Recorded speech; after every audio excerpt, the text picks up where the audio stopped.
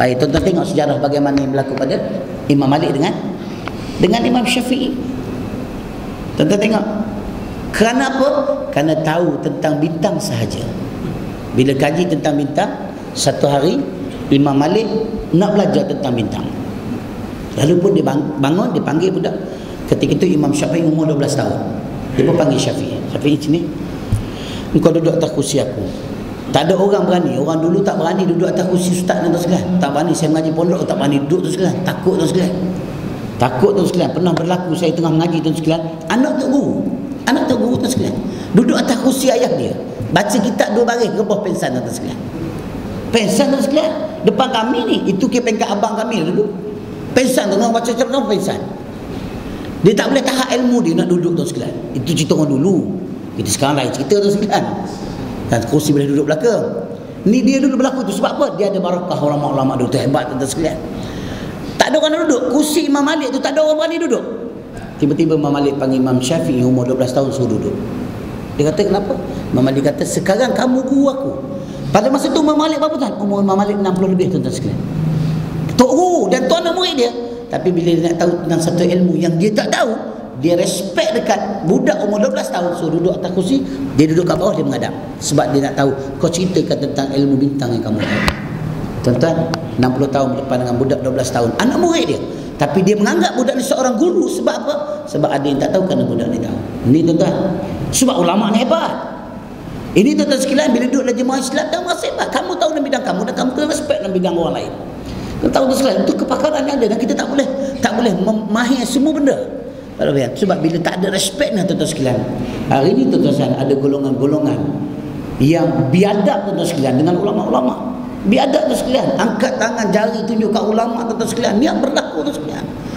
Saya nak sebut tuan-tuan sekalian, kali ni saya dah sebut dekat tuan-tuan. Kita tunggulah, akan datang pun sepanjang 4 tahun ni kita akan sebut, kita akan cerita semua. Kali dah saya dah sebut dekat perjumpaan dengan ustaz semalam, saya bagi tahu. Kita kena sebut, kena nyahkan golongan-golongan hanya jadi penyelinap-penyelinap yang kita boleh anggap sebagai golongan munafik yang duduk dalam perjuangan Islam ni. Kita nak nyah keluar daripada perjuangan. Biar sikit tak apa, Islam tak pernah banyak, tapi Islam tak pernah kalah sama Nabi walaupun sikit. Kenapa tu sekalian? Pembersihan yang berlaku di peringkat dalaman. Ini kena cerita. Tuan-tuan ingat, tuan-tuan sebagai AJK masjid, banyak perkara-perkara program tak pasal sebab kerana seorang. Apa tuan-tuan nak buat? Biar orang marah sekalipun, tuan-tuan pecat seorang tu, baru clear dalam masjid. Selesai, program berjalan dengan baik. Sebab tak ada racun. Tuan-tuan ingat, benda-benda ni kena jelas dalam Islam. Sebab apa tuan sekalian? Sebab kita nak jaga hukum. Sebab Allah Ta'ala buat ilmu ni hebat untuk manusia. Allah tak pernah sebut pun manusia tu mulia kerana ilmu agama. Tak, kerana ilmu ni terlalu umum. Saya nak Allah Imam Syafi'i sebut, tunggu dia bagi tahu ilmu tu nur. Ada tak ilmu tu dicerita tentang ilmu agama? Tak. Al-ilmu nur, an-nurullah la yahdi ila al-asi. Disebut nur, ilmu tu cahaya. Dia tak bagi tahu pun ilmu tu apa. Apakah ilmu yang dimaksudkan tu ilmu fik? Ilmu tak, semua ilmu dia akan mendatangkan cahaya pada kita apabila kita menjadi orang berilmu. Ini tuan sekalian, orang berilmu ni bukan ada ijazah, tapi kamu respect dan kamu menghormati ilmu kamu dan kamu menghormati ilmu orang lain. Ini tuan sekalian, jangan ingat tuan sekalian semuanya kita ibadah, dia kena hormat. Ni ada golongan ulama muda tuan sekalian ni, duduk di sekitar Shah Alam tuan sekalian, boleh maki tu guru tuan sekalian. Harudin ulama kepala lutut. Tuan tengok, kamu ulama kecil tu sekarang. Allahu Akbar. Orang tanya saya, ustaz ni dia buat macam mana? Kata tak boleh buat macam mana, mari tu je tuan sekalian. Tak, saya bukan cakap main, saya sebut tuan sekalian. Ustaz buat sungguh tak pernah depan dengan saya situ. Saya tak teringin nak berhujah dengan golongan macam ni tuan sekalian. Bagi saya kamu biadab, walaupun kamu ada ijazah ke apa ke, bagi biadab kamu. Tak kira kamu ada PhD sekalipun. Kamu ada PhD, kamu berdepan dengan seorang ustaz yang hanya ada ijazah sekalipun, kamu tak boleh meletakkan orang tu macam tu. Tak boleh. Ini pula orang tu ada pengalaman ilmu hebat. Subhanallah. Orang tanya saya tuan-tuan sekalian, kenyataan yang dikeluarkan oleh Dr. Harudin, Tok Guru Harudin, dikeluarkan oleh Tuan Guru Hajadi, Tuan Guru Ni Aziz, keluarkan kenyataan. Saya sebut mudah je.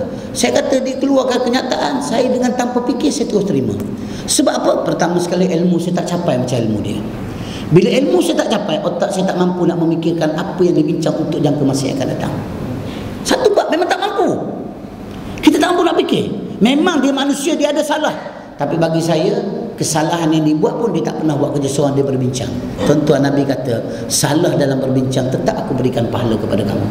Kita tak masuk bincang, hanya sekadar nak setuju, ni tak betul. Kau bincang bila terus buat keputusan?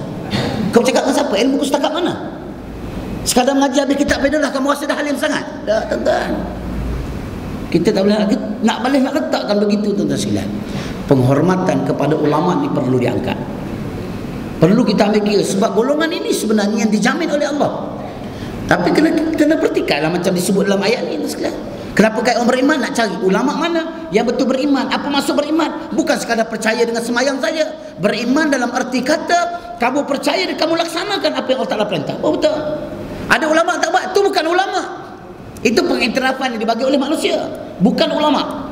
Ulama yang kita hendak mesti mereka ni termasuk kalangan orang yang mempercaya, beriman, yakin Allah dan Rasul dia. Baru betul ulama. Tuan-tuan, benda ni sebenarnya mudah. Tetapi apabila ada golongan yang membawa fikrah ataupun pandangan sekular dalam kepala otak, lalu mencemahkan kepada manusia yang lain, maka manusia kalah dan terikut dengan perkara ini. Tuan-tuan, perjuangan Islam, perjuangan yang berteraskan kepada Rasul. Maka Nabi memberi jaminan, al-ulama warasatul anbiya. Nabi beri jaminan, ulama tu pewaris aku. Maka apa yang dia bawa kamu kau tengok. Kalau dia bawa selagi mana tak salah dengan apa aku buat, maka kamu kena terima. Tuan-tuan, kita nak ukur tu tak sah nak cerita ukur dengan Nabi, ukur dengan para sahabat, jauh tuan-tuan sekalian. Dengan ulama yang ada pun kita tak terfikir apa yang mereka buat, tuan-tuan sekalian. Allah SWT bagi kekuatan kepada ulama ni mudah, tuan. Satu benda Tuhan bagi dia pengikut yang begitu ramai, mudah. Ustaz ni berbeza, ustaz ni berbeza.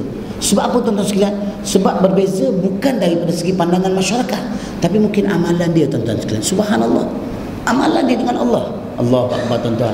Macam mana manusia itu cukup kuat dengan Allah, Allah Ta'ala bagi orang melihat kekuatan yang ada. Ini tuan sekalian, sebab tuan-tuan, bila kita ikhlas, saya pernah cerita dekat tuan-tuan, macam mana seorang yang duduk di pondok boleh bercakap dengan binatang. Daripada mana kehebatan ni? Mengaji pondok, mana ada belajar bahasa binatang? Sains tak mengaji pondok je. Bila bercakap dengan binatang, binatang bukan calang-calang, tetapi bukan cakap dengan kambing dan lembu, cakap dengan babi. Tuan-tuan kenal babi? Tak kenal aku nak tunjuk tu sekalian. Bercakap dengan babi, babi boleh dengar cakap dia tu sekalian. Ni orang alim. Kalau orang alim bercakap dengan babi boleh dengar, tapi orang alim bercakap dengan orang tak boleh dengar, teruk pada babi gitu sekalian. Inilah realiti tu sekalian. Sebab apa tu sekalian? Bila dia bercakap atas kerana Allah, binatang memahami. Tapi manusia tak faham. Apakah salah golongan ini? Kamu sebenarnya kena koreksi hati. Allah beritahu cemas. Tolak. Kalau ada salah ke? Jumpa tanya sebab apa cakap masyarakat ada pandangan ni? Mungkin ada satu pandangan yang berbeza yang lebih tinggi yang kita tak sempat jumpa.